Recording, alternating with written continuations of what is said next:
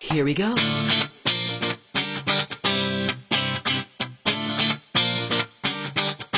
Let me lift you up.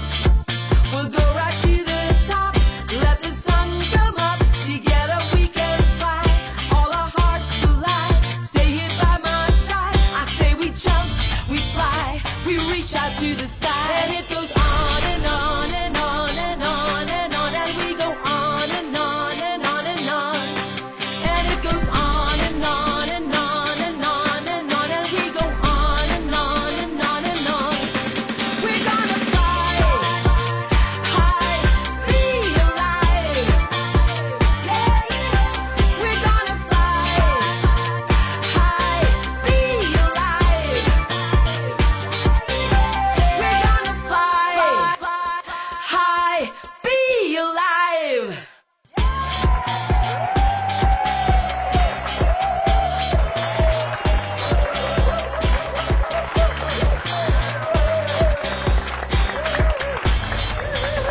Luzon, Visayas at Mindanao, magandang umaga po sa inyong lahat. Lalo na yung mga nandito sa ating studio, yung mga nanonood, at kay Ana at kay Susan. Bakit ko nang nakalimutan pangalan ko, tita? Hindi, for dramatic effect yun. Okay. Oh, bakit ba kayong dalawa naka-shades? Ako hindi. Siyempre, summer! Sana sinabi nyo, nagbihili sana ako. Tingnan niyo si Susan ngayon. Tingnan mo naman kung gaano ka-sexy. Oh, choo! Palakpakan niyo na! Testimonial! Testimonial! Teka. Shades ako ulit. Happy Sunday sa inyo! At oras na naman para sa isang show na hatid ang mga istorya at kaalaman sa kalusugan, lalo na ang mga testimonya tungkol sa karamdaman. At dito po sa Be Alive, gusto po namin bigyan ng pag-asa ang ating mga kababayan na may iniindang karamdaman. So malaki po ang gagampan ng papel at ginagampan ng papel ng Laminine. Tama ka, Susan. Sa totoo lang, marami na tayong nakilala dito sa programa. Mga mabibigat na sakit, subalit, marami na ang nakarecover at halos may tuturing na normal ang kalusugan muli. Marami sa kanila ang nag-share ng kanilang experiences, mga hirap na dinadaanan, pero sa bandang huli, lahat ito ay kanilang na-overcome at masasabing halos gumaling na nga. Gaya na lang ng isang stroke victim natin, no? Ngayon po, magbibigay siya ng testimonial dahil talaga pong milagro ang nangyari po sa kanya. So, eto po siya at ating kilalanin.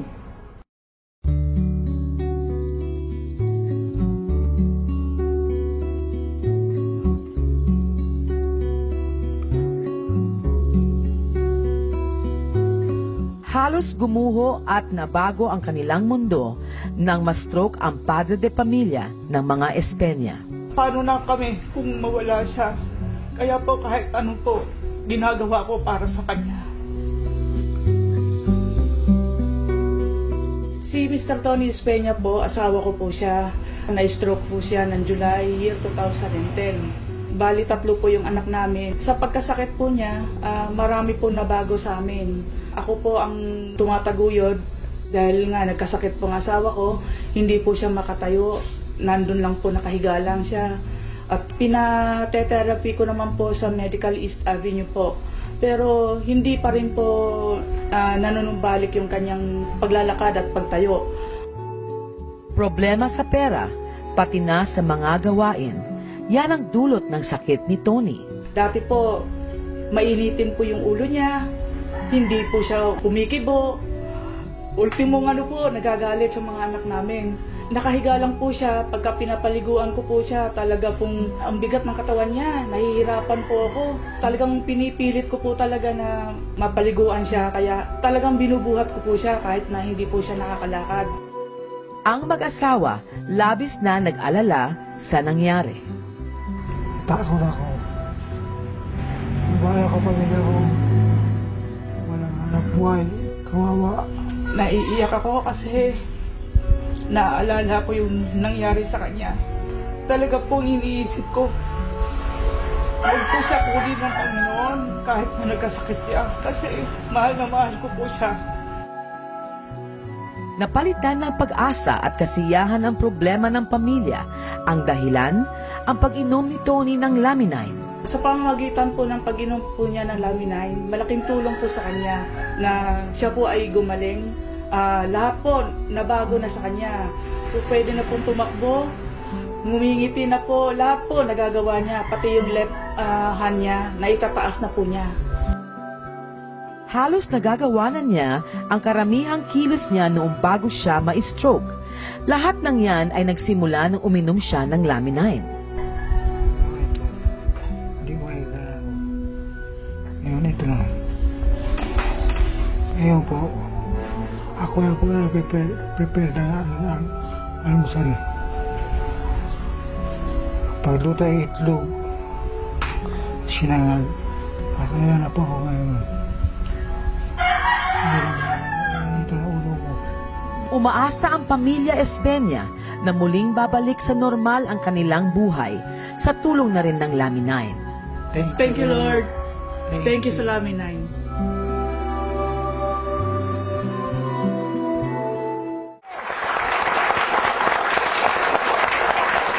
Wow! Nakakagulat talaga ang ating nakita. Stroke victim na muling nakakilos ng maayos matapos gumaling mula sa pagluluto, pagbabasa, pagsusulat at pati na rin sa pagtuturo sa kanyang mga anak. Iba't ibang gawain niya sa bahay. Muli na naman niyang nagawa. I hope lahat ng mga nadadali ng stroke ay makarecover muli gaya ng atin napanood. Pwede talaga mangyari yan. Tsaka syempre, malaki po ang natutulong sa katawan ng Laminine. Lalo na sa mga stroke victim natin, ang dami na talagang nakita eh. No? Actually, uncle ko rin, isa sa mga stroke victim na talagang natulungan ng Laminine po. Abangan niyo po ang aming pagbabalik dahil konsultasyon sa mga eksperto ang susunod. We'll be right back!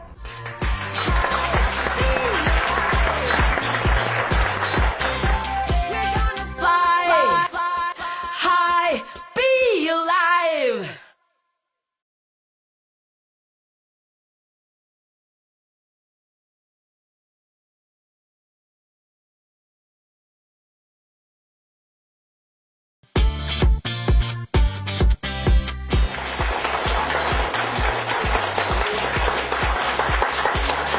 Good morning ho, Dr. Arlie. Salamat po ulit sa pagpapaunlak sa aming imbitasyon sa Be Alive. And si Dr. Edelberto Alvarado. Is the President Susan of the Philippine Institute of Natural Medicine. Ang tanan nga taga Cebu, sa Visayas ug Mindanao nga nitanaw sa TV, mao ni karon ang presentation nga inyo makita ang Laminine, ang usa ka importante kayong information nga among isa-isay kanamuntaga. This is the information that you should know this morning about the miracle of Laminine. Tinuod po, tinuod. Tinuod gid. Hindi ko naintindihan nyo, pero tinuod. Susan, we have to discuss with our doctors na nangyari dito sa ating kay Mang Antonio, no? He was bedridden for 4 years. 4 years ba, no? Hindi na siya makatayo, wala na. And then after taking Laminine, sa sandaling panahon lang ay nakakabangon na siya. Lahat po na nakita niyo sa BTR, grabe talaga, Susan.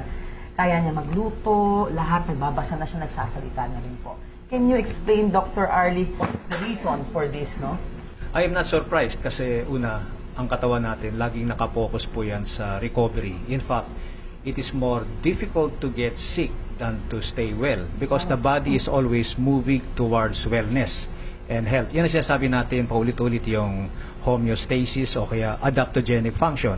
Kaya lang, ang malungkot, hindi nga minsan, madalas hindi natin nabibigyan ng suporta yung katawan para makapag-recover siya. The ingredients from Laminine, which comes from a 9-day-old fertilized chicken egg, that could be the trigger to help the body speed up its recovery. Kaya maganda ang resulta niya.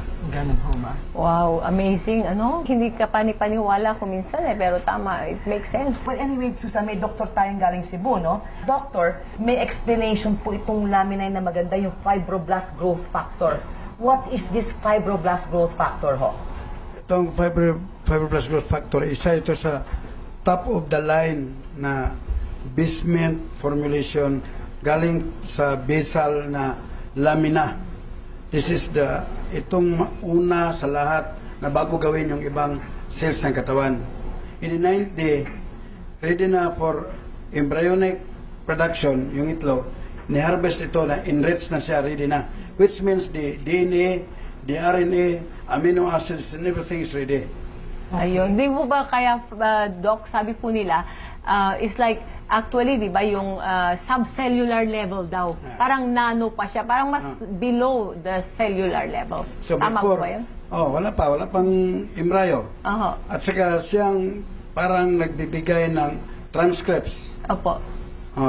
Transcripts or information, anong dapat gawin. Because actually, immune system and your body is like creating a building. Opo. This laminin molecule acts as a general contractor with all the architects, civil engineers, and carpenters, and everybody around. Ayun. Ikaw, your body is like this building. Opo. If you're an old man, like an old building. Opo. Ang trabaho ng laminin is to conduct structural, cellular retrofitting of that Ayun. existing building to bring it back normally. Dr. Arlie, sinasabi nila na yung laminine ho ba, stem cell ho ba yan? O ano ho ba yung laminine po? Una, hindi siya stem cell kasi kinuha siya sa 9-day-old fertilized chicken egg. Yung ingredients that will create life, yung sinasabing PESE, proto-embryonic stage extract. Ibig sabihin, before embryology will take place. Yun ibig sabihin ng proto. Magde-develop pa lang yung embryology o kaya embryogenesis, kinuha na siya extract. When? Before it will develop. So yun yung PESE, proto-embryonic stage extract. That must contain ingredients that will create like what our doctor said, to create the cell. So before the cell is created, nandun yung mga transcripts sa RNA, sa DNA, andun lahat yung mga kodigo. Ngayon, kinuha natin yun, nilagay natin sa capsule, and that will support, enhance the body function. So, according to the researchers, it will stimulate the hypothalamic pituitary adrenal gland axis. Di lahat na. And then yung FGF na trigger is present in almost all cells of the body. That's why that explains why the repair, the maintenance, and the building of the body is very pervasive.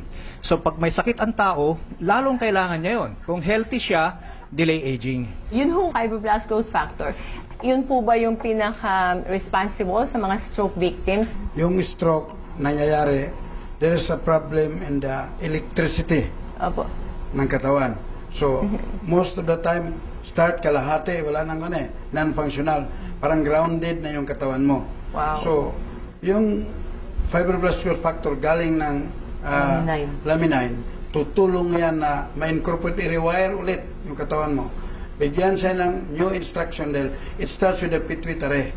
Marami po mga stroke victims na mga na-encounter namin. They start to have feelings, di ba? If the person had a stroke, ibig sabihin nun, nagkaroon ng lack of blood supply sa brain cells, namatay o humina ang certain cells sa brain, and ang corresponding cells nun sa body, let's say hindi makalakad, hindi makasalita, ay naapektuhan. Kung na-repair yung cells o na-enhance ang cellular function, so magkakaroon nga ng recovery. Actually, doctor, ang mama ko galing sa States nandito, no? And ang number one na problem niya yung makalakad, no? Tsaka yung pain.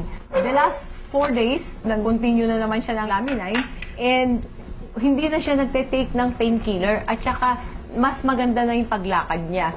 Palakpakan po natin.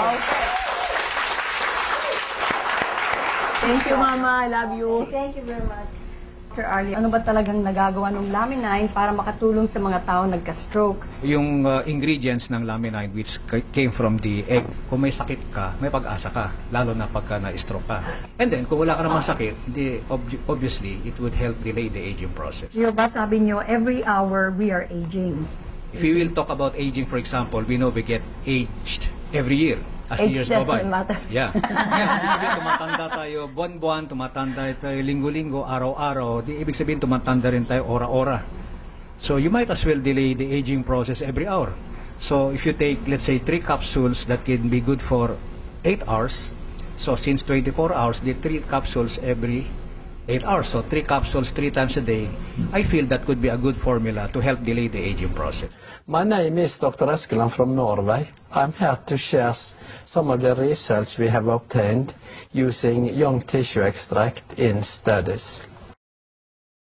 Young tissue extract, for short we call it YTEs, is the new formed material from incubated eggs. Those eggs are of course fertilized. The young tissue extract actually increases the sexual hormone level in people with low testosterone or sexual hormones levels. We also find that using young tissue extract, we have a lower body production of stress hormone. The building materials for stress hormone as well as sexual hormones are identical. It's derivative from cholesterol. And on that pathway, on the production, I would refer it to a shunting effect. We get the production toward the sexual hormones instead of the stress hormones. I'm here specifically referring to cortisol, the major stress hormone in the body. We can associate that to, I believe, very much to the stress hormone.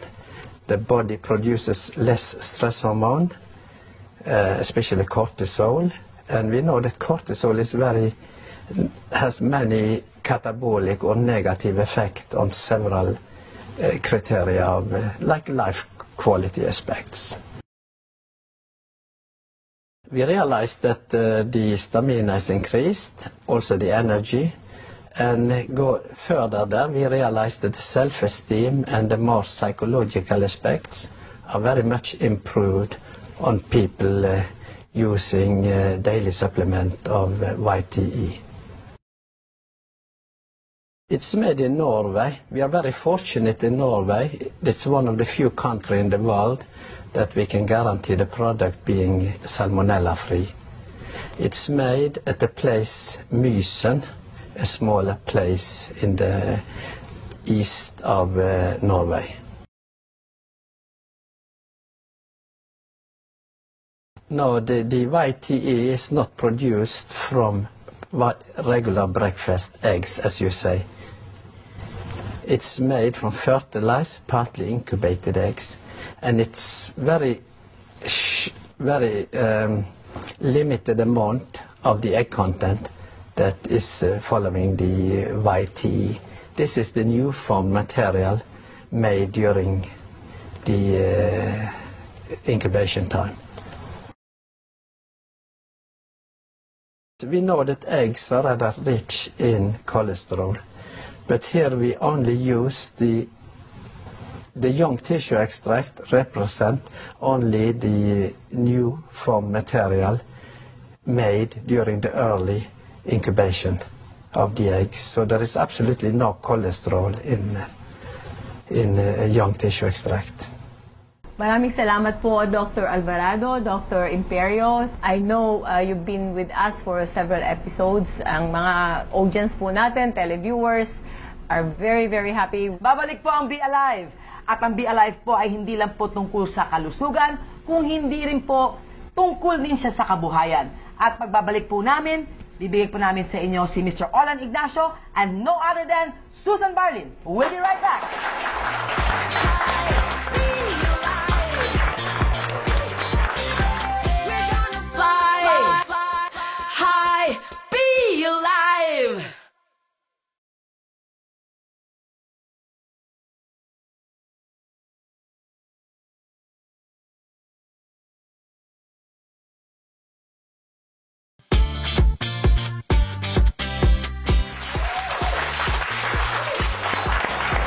Ngayon po ay meron po tayong bisita, si Olan Ignacio. Gusto po nating maipakita sa lahat ng ating televiewers, sa ating audience, na ang Laminin po ay hindi lang po nagdudulot ng solusyon sa kalusugan, kundi po pati sa kabuhayan.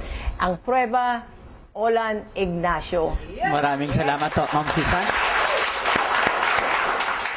Naalala ko, Ma'am Susan, one day nung nag-uusap tayo sa Ortigas, I was really in love doon po sa inyong programa kung bakit nyo po dinala rito ang Lami 9, especially for the livelihood program para tulungan ng ating kababayang Pilipino maging ang OFW. Naalala ko rin at natutuwa ako dahil sa isa ka doon sa mga tao na nakaintindi at nag-appreciate na kailangan ng bansa natin ng isang solusyon para maiangat ang karamihan ng ating kababayan na magkaroon ng mas maraming middle class. Napaka-importante ho nung gagawin ninyo at naniniwala ako naguguhit kayo ng isang magandang kasaysayan. Napunta na ako sa iba't ibang bansa, lalo na ho nakakalungkot yung ating kababayan na OFW sa Hong Kong, Singapore, napakaliit lamang po ng sahod. At nakikita ko sa programa ng Lami 9, hindi lamang po sila huhusay sa kanilang katawan o gagaling, maging po sa financial aspect. Tama. Alam mo ba, Olan, na ang mga OFW, ang number 1 na suliranin niyan ay depression? Pati po yung mga seaman natin, yung mga marines, alam mo, bago sila pumanik ng barko, ang kanilang physical exams healthy. Pero 3 months, ang attrition rate ng mga seaman, napakalaki. Dahil yung depression. Ang Lami 9 maganda sa depression. Diba? Yun nga po, maaaring makatulong tayo sa larangan ng kalusugang pangkaisipan at naniniwala po ako, ito rin ang magiging dahilan para muli silang bumalik dito sa ating inang bayan. Naalala ko ng mga kababaihan natin lalo na sa Hong Kong, yung iba po nagtatrabaho mula Lunes hanggang Sabado, tapos yung Linggo po naman nagkukudkod pa rin sila ng siya ng may siya. Oo, naku naman.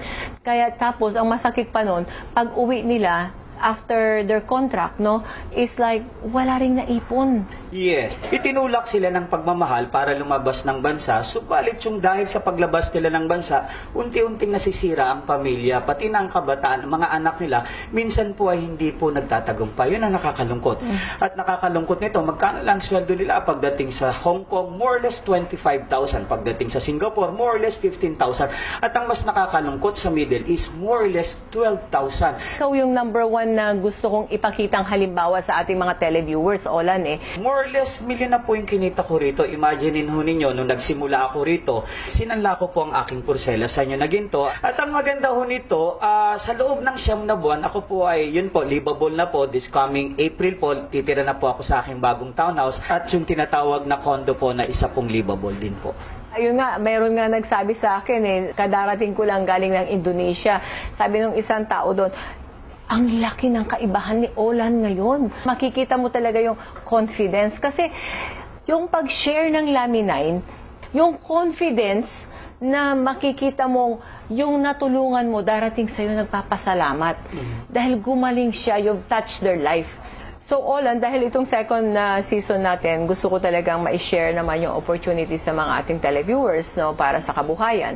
At maituloy na yung livelihood program natin. And paano mo masasabi o may share naman sa ating televiewers ang success story mo? How did you make it? Una maraming factors. Una, yung pangalan pa lang ng kumpanya mo, Forever Rich na. Ibig sabihin, your mindset for each one of us is what? To be rich. Yung factors po to evolve our life is, one is education. Ang sabi nga ho ni Derek Bok, former president ng Harvard Society, if you think education is expensive, try ignorance. Kailangan ho natin ng adult learning at nandito po rin yung tinatawag na environment. Through education, mababago yung environment and then the last is experience. Now, based on experience ko rito, walang tinatawag na hard selling being a distributor. Automatically, yung tao kung tumikim ng product, siya mo mismo ang naghahanap. Yun po ang kagandahan dito. Tama. And bukod doon, nagbibigay pa yung programa natin ng iba't ibang training. Training is so expensive. In fact, nagpupunta pa ako sa ibang bansa para matuto. Pero dito, ang maganda ko rito, yung experience ng mga successful na tao, iba-iba, tinutulungan tayo kung paano natin gagawin ng tama. That's the beauty of Forever Rich here in Lami 9. Yeah, yes, very good. Sa akin po, ito po ang aking tamang paraan na magagamit ho ng Lami 9. Naniniwala ako, turuan mo ang tao na mangisda sa modernong pamamaraan at dalhin mo siya kung saan maraming isda, tinulungan mo siyang mabuhay ng mahabang panahon na masaganang buhay. Tama! Tama! And And then the beauty of Life Farm, the Laminin, and the Forever Rich, ulitin ko ulit, yung pangalan pa lang Forever Rich na eh. Why? Kasi dito, ang dami ko na partners dito na distributor, katulad ko, nakabili na rin ho ng bahay, ng condo po. Yung iba po ay nakabili ng kotse, na-upgrade. Hindi lang health, kundi pati yung financial aspect, pati yung tono ng isip nila, kakaiba na ho. Sa atin, dalawa ang mapupunong bank account natin. Yung sa taas at saka yung sa baba. Eh yung ATM nung sa taas, 24/7. Yun ang mas diba? matindi. So, napakaganda po at mula po ngayon, sa susunod po nating episode, magkasama po kami ni Olan Ignacio para po ipa-share din sa inyo ang iba't ibang kwento at istorya at karanasan ng mga ating ibang distributor po. Matutuwa po kayo at sino po sa inyo ang may mga suliranin sa kabuhayan. Hindi lang po para sa kalusugan ang Be Alive, kundi Be Alive din po sa kabuhayan. So when we come back, magkakasama po natin ang stroke victim. Mapapanood po natin siya sa pagbabalik ng Be Alive. Maraming salamat po, Ma'am Susan.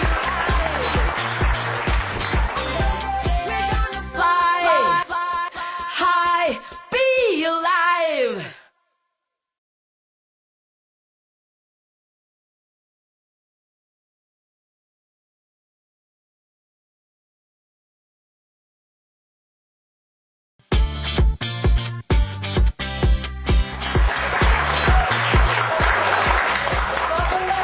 Ito po ang ating panauhin si Tito Antonio, Susan, Tita Maggie.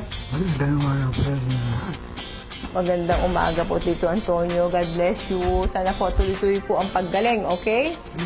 Okay, so natutuwa po ba kayo sa Laminin? So, sa palagay nyo, blessing? Blessing. Ayan.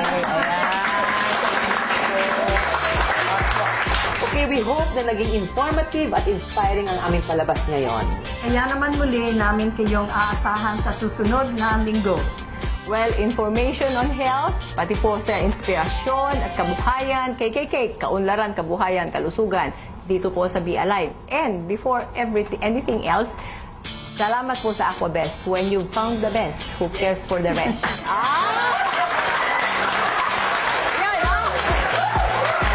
love you guys! Dito yan lahat sa...